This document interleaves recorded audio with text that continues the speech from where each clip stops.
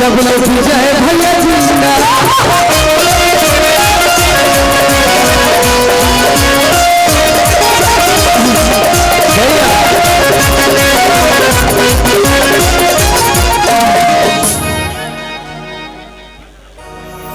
हम दवाई खाएंगे लेकिन इसी पे सिद्धि में गाना रच कर रहा है। हम जब बाल सैया सिद्धि एक मिनट के लिए आ जाओ, बस खड़े रहना आओ तो सही है। इस गाने को जिन्होंने जन्म दिया है उनके सामने आप कह रहे हैं शिल्पी जी आज के डेट में क्या बहुत पहले से अच्छा बोलो भैया आज हम चाहते हैं कि अस्थाई वही गाना बजे। हाँ हाँ अच्छा लगेगा शांति से कि जब बाल सैया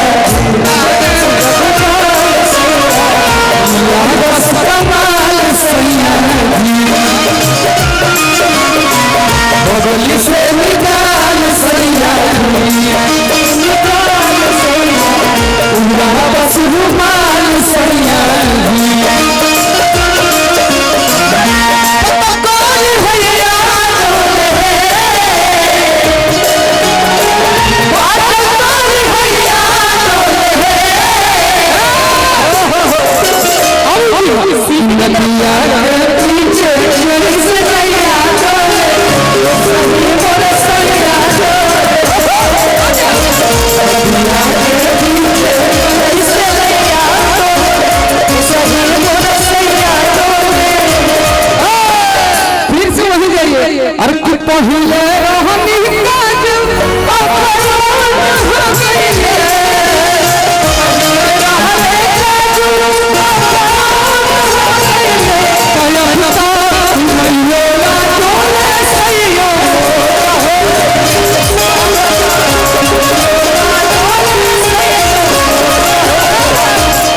एक लाइन को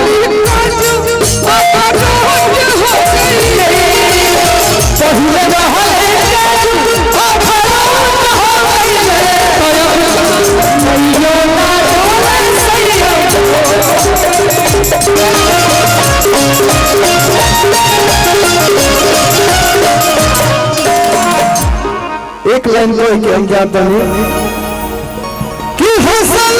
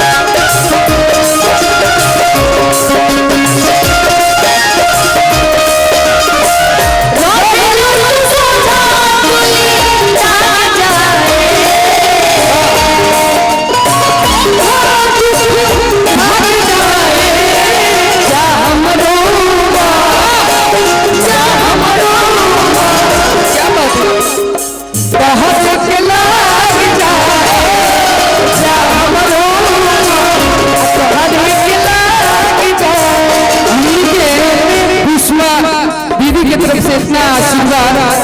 हमरा आज भी याद है कि हम पहला गाना जब गए रहे एल्बम तो जब हम लेके नहीं सासाराम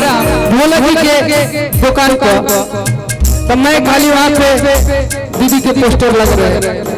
वो भाई के स्टार बड़ी जब हम के लाइन में पैदल लगे बहुत बहुत आशीर्वाद आपके मिले बहुत सारे ढेर सारा छोट भाई के तरफ से प्यार एक लाइन हमारा हाँ 1 मिनट बोलो भैया तार हाथ में दिखा इतना गावे वाला लोग अकेले बजावे वाला वो वाला गाना गा दीजिए।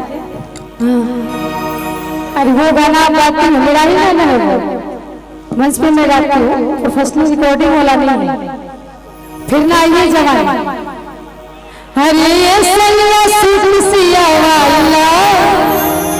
फिर ना ये निशा गाएगी याद दिला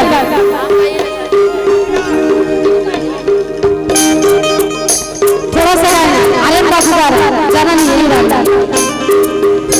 अरे ये सैया सूट सिया वालो अरे ये सैया सूट सिया वालो फिर ना ऐसे ना ए भैया नृत्यांगना लो बड़ा तुम लोग आराम करते हो अब कब से रवि भैया प्रेशर करते हैं कि उठा दिन तक लोग लोग बैठल बने आ जाओ तुम लोग वीर हो तो बहादुर बच्चे आ जाओ तो खान जी अरे कि ये सैया सूट सिया वालो अरे ये सैया सूट सिया वालो बुला रहे क्या करेगा निका जी को बुलाएंगे आइए निका जी आरन के संगे डांस करेंगे रहेगा निशा आजा अरे कि ये सैया सूट सिया वालो अरे ये राजा सूट सिया वालो आप फिर ना ये जवानी ये राजा सूट सिया वालो फिर ना ये जवानी ये जवानी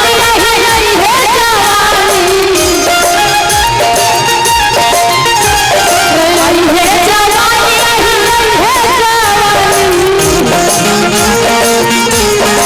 बोलो भाई अरे ये रुपा अरे ये रुपा ना ना सुपा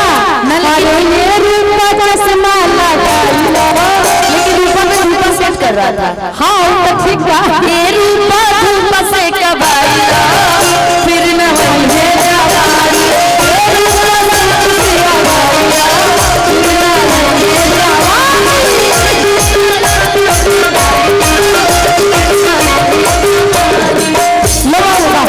हेलो हमारे बीच में बहुत बहुत शुक्रिया पुष्पा दीदी आपके आशीर्वाद से हम लोग हमेशा सीखे हैं और आजीवन सीखेंगे जो आपने कर दिया है भोजपुरी के लिए बहुत बहुत शुक्रिया आपका 5.5 लगा तो पहले हमारे बीच में कक्कू खान जी हैं 5.5 रहेंगे ऐसे जी छोड़ तो कहिए चाय तरफ लगा ए यार कक्कू खान जी के लिए कुछ नहीं बोलोगे भैया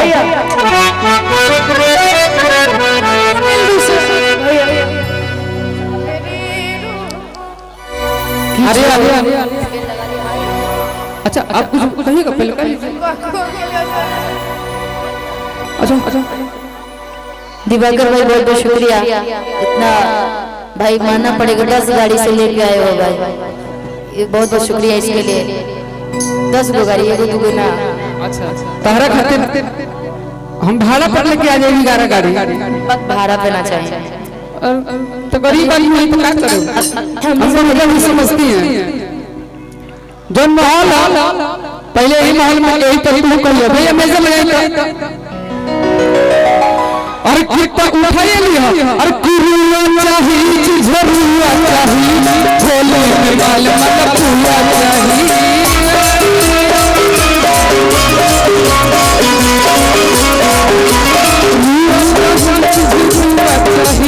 झोले में माल मतलब पूरा अरे सुंदर चाहिए सुंदर चाहिए झोले में माल अरे सुंदर चाहिए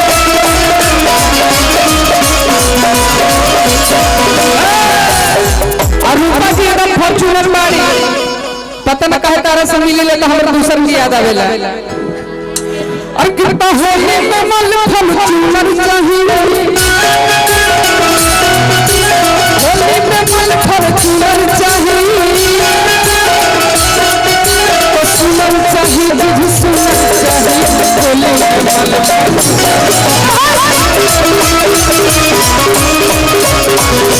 और सुनर चाहिए तुझ सुनर चाहिए होले में मल फल चुनर चाहिए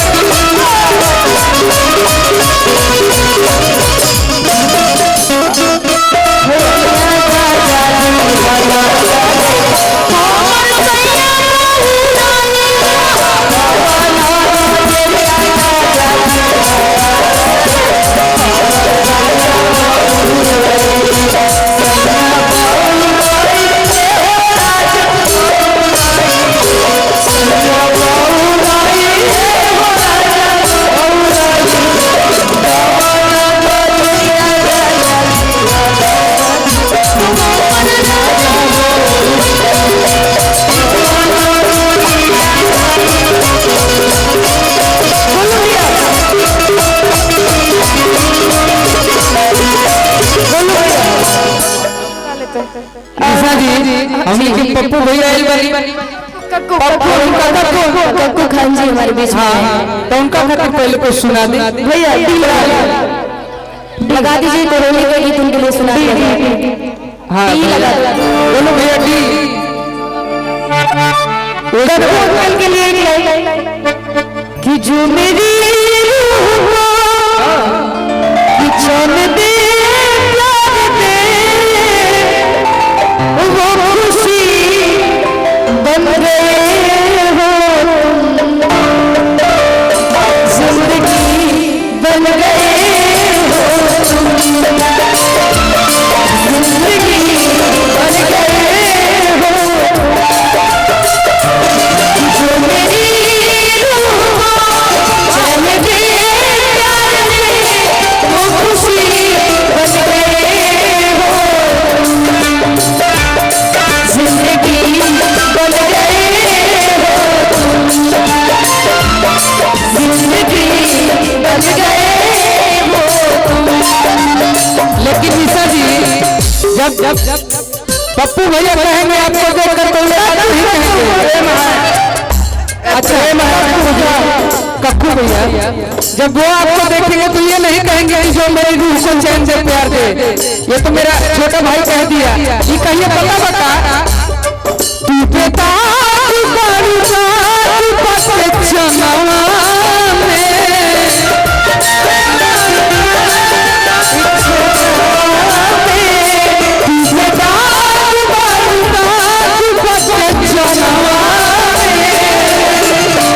कजरा लगा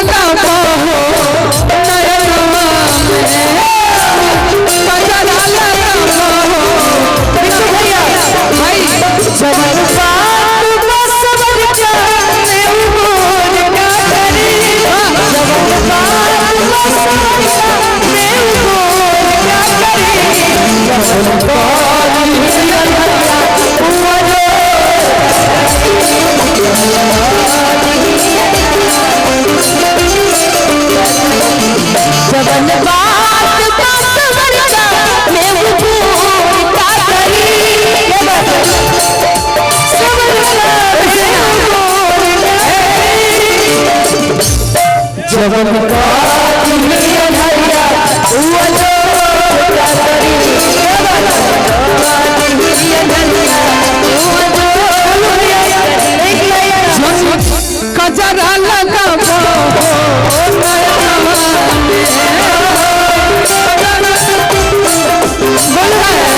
आर्यन बाबू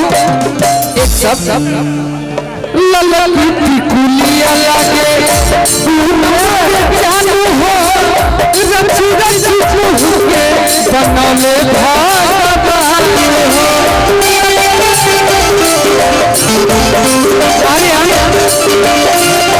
ये भैया कह रहे हैं ऐसा रूपा हो दुनिया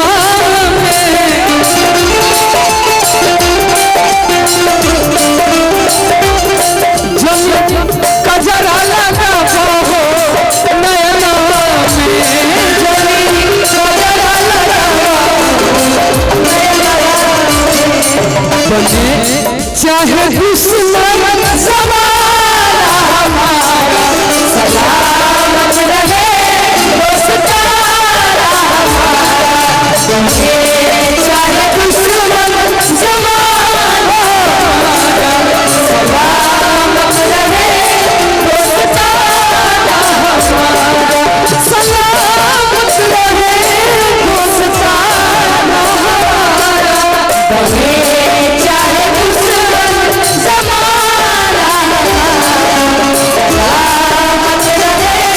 दोस्ताना